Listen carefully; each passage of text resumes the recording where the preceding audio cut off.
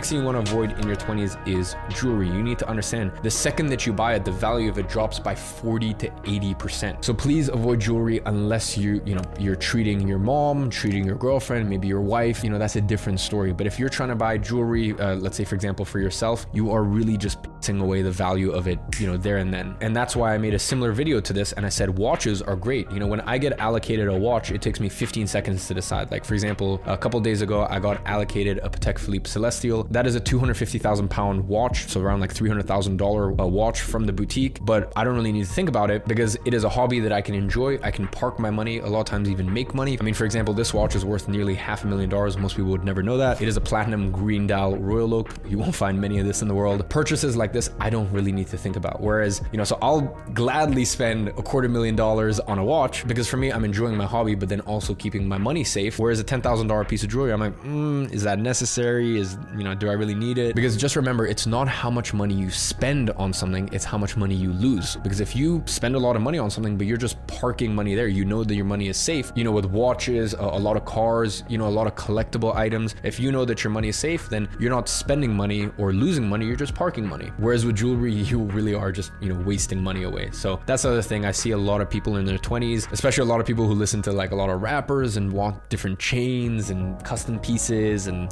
this and that. I would avoid it. And by the way, I have some very cool pieces. I mean, it's nothing crazy, but like maybe $50,000 worth of jewelry from Van Cleef, Cartier, a couple other smaller brands. And I can tell you honestly, 360 days of the year, I wear just a watch or maybe a lot of times no watch with how crazy watch crime's getting these days and a little string here. And that's it. Really these days, especially less is more. Now, the next thing to avoid, and I see a lot of people doing this and it makes me really sad, honestly, are any sort of